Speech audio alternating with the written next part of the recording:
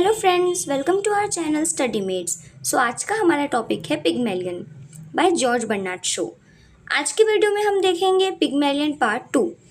Part 1 में हमने Pygmalion की बेसिक इन्फॉर्मेशन, उसके थीम्स और उसके 5 एक्ट्स में से 2 एक्ट को एक्सप्लेन कर दिया था। अगर आप उस वीडियो को देखना चाहते हैं तो डिस्क्रिप्शन बॉक्स में लिंक दी हुई है।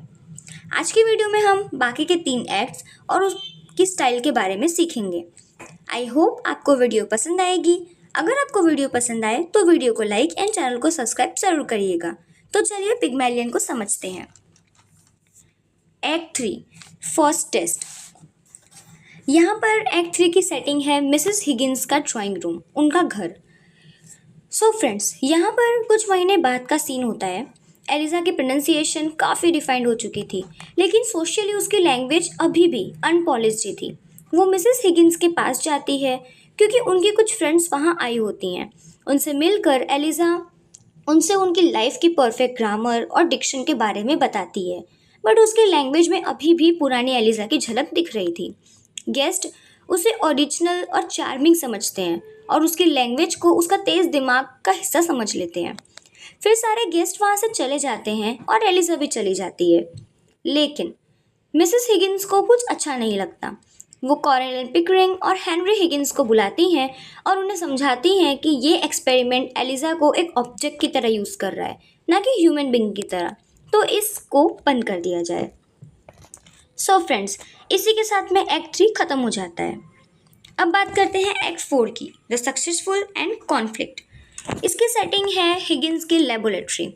लेट नाइट में कुछ समय बाद वो दिन आ जाता है जिस दिन पार्टी होने वाली थी, एम्बेसडर की garden party. Pickering and Henry Higgins party से वापस आते हैं और अपनी जीत को सेलिब्रेट करते हैं क्योंकि उन्होंने फाइनली एलिजा को एक लेडी बना दिया था। क्योंकि उस पार्टी में एलिजा ने बिल्कुल एक डचेस, एक लेडी की तरह बिहेव किया। लेकिन यहाँ पर एलिजा को हम थोड़ा मिजरेबल देखते हैं। वो रियलाइज़ करती है कि वो अब एक वर्किंग क्लास से भी बिलोंग नहीं करती, क्योंकि उसके जो चीज़ें आ गई हैं उनमें वो अपर क्लास की है, लेकिन वो तो प्रॉपर अपर क्लास से भी नहीं है। उसे अब समझ आता है कि हिगिंस ने ये सब कुछ एक गेम के लिए किया।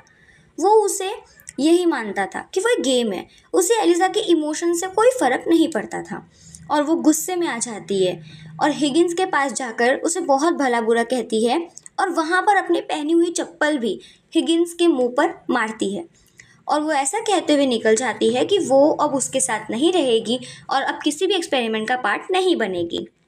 और इसी के साथ में एक्ट 4 ख़त्म हो जाता है। अब बात करते हैं एक्ट 5 इंडिपेंडेंस। सो फ्रेंड्स, इसकी सेटिंग मिसेस हिगिंस के ड्राइंग रूम की है, उनके घर की। यहाँ पर मिसेस हिगिंस को एलिजा और हिगिंस के लड़ाई के बारे में पता चलता है और वो एलिजा के लिए काफ़ी बुरा फील करती हैं और वो उन्हें उसके घर में छुपाती हैं। यहीं पर हम दूसरी तरफ देखते हैं अल्फ्रेड डूलिटल, एलिजा के फादर, जो कि किसी विरासत के मिलने के कारण बहुत अमीर हो गए हैं, लेकिन उन पर एक आयरनी दी जाती है कि वो इतनी बड़ी विरासत मिलने के बाद, इतने अमीर होने के बाद भी मिडिल क्लास की तरह ही रिएक्ट करते हैं और उनका रिएक्शन बहुत ही गंदा है। वो अभी भी स्टिल बहुत ही ग्रीडी और अच्छे पर्सन नहीं है। यहाँ पर हम देखते हैं एलिजा के बारे में। वो मिसेस हिगिंस के घर में छुप जाती है और हिगिंस उसे ढूंढता हुआ वहाँ पर आता है, लेकिन मिसेस हिगिंस उसे काफ़ी कुछ सुनाती हैं कि तुमने उसके साथ अच्छा नहीं किया, ये सब। उसके बाद वो एलिजा को फिर भी ढूंढ लेता है, लेकिन एलिजा अब उसके अंडर कंट्रोल नहीं रहना चाहती थी। लेकिन हिगिंस भी उसे काफ़ी मनाने की कोशिश करता है, लेकिन वही रूड तरीके से, नॉन रोमांटिक तरीका, जिसकी वजह से एलिजा उसकी बात बिल्कुल नहीं मानती है और उसे छोड़कर चली जाती है और इसी के साथ में प्ले की एंडिंग हो जाती है। सो फ्रेंड्स, जीबी शो ने यहाँ पर एक ओपन एंडिंग दिखाई है। इसमें वैसा नहीं होता जैसा ऑडियंस चाहती थी। लाइक ऑडियंस उस टाइम की ऐसा चाहती थी कि हिगिंस और एलिजा की शादी हो जाती, बट इसमें ऐसा होता नहीं है। ये एक ओपन एंडिंग है, ऑडियंस अपने हिसाब से कोई भी एंडिंग बना सकती है। फ्रेंड्स, यहाँ पर इस प्ले की एक बाय एक समरी ख़त्म होती है और अब हम इस प्ले के स्टाइल को समझेंगे। सबसे पहले है रियलिज्म। रियलिज्म लाइफ के ट्रूथ, कैरेक्टर्स, सेटिंग और सिचुएशन जैसे है वैसा ही दिखाती है विदाउट एनी एग्जैगरेशन। प्ले में जो सेटिंग दिखाई है उसमें एडवर्डियन लंदन उसके क्लास के डिस्टिंग के साथ बिल्कुल सच दिखाया है। प्ले की सेंट्रल प्रॉब्लम ये है कि कैसे सिर्फ एक लैंग्वेज और प्रोनाउंसिएशन पर्सन को सोसाइटी के लिए आइडेंटिफाई करता है, जिसमें यहाँ पर सटायर भी किया गया है। Comedy of ideas. Comedy of ideas, इसमें जब दो अलग अलग क्लास, मॉरलिटी और फिलोसॉफिकल व्यू पॉइंट्स का क्लैश हो जाता है, उससे जो ह्यूमर क्रिएट होता है वो दिखाया गया है। प्ले में जीबी शॉ ने कॉमेडी लाफ के लिए नहीं डाली, बल्कि इसलिए डाली है जिससे ऑडियंस क्लास, जेंडर और आइडेंटिटी के बारे में सोच समझ सके और उन्हें आइडिया आए कि सोसाइटी की प्रॉब्लम्स क्या है।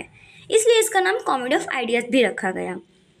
Intellectual dialogues, sharp, witty conversation जो कैरेक्टर्स के व्यूज़ को दिखाता है और ऑडियंस के इंटेलेक्चुअली चैलेंज भी करता है। प्ले में हिगिंस कॉन्फिडेंट होकर और ऑलमोस्ट एरोगेंट टोन में सबसे बात करता था, बल्कि फोनेटिक्स टर्म का यूज़ भी करता था। एक्ट 5 में इंडिपेंडेंस और डिग्निटी को लेकर हिगिंस और एलिजा के बीच कहासुनी भी होती है, जिसमें जीबी शो एक्शन से ज़्यादा डायलॉग पर फोकस करते हैं, एक इंटेलेक्चुअल डायलॉग पर। फिर आते हैं focus on language and phonetics पर। प्ले में स्पीच, प्रोनाउंसिएशन और रोल ऑफ लैंग्वेज सेंट्रल है। प्ले में लैंग्वेज थीम और टूल दोनों ही है ड्रामा की। हिगिंस फोनेटिक्स एक्सपर्ट था जो एलिजा को एक लेडी में ट्रांसफॉर्म करता है। इसमें जीबी शो कहते हैं कि कैसे सिर्फ लैंग्वेज सोसाइटी में अच्छे दिखने और वैल्यूएबल बनने का पासपोर्ट है।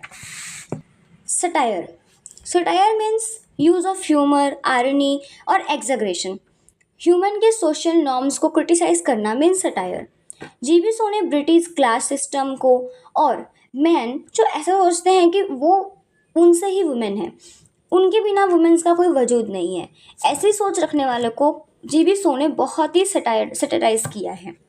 सो फ्रेंड्स, आज की वीडियो हम यहीं ख़त्म करते हैं। आई होप आपको पूरी पिग्मेलियन अच्छे से समझ आई होगी। अगर आपको वीडियो पसंद आए तो वीडियो को लाइक एंड चैनल को सब्सक्राइब ज़रूर करिएगा। मिलते हैं अगली वीडियो में।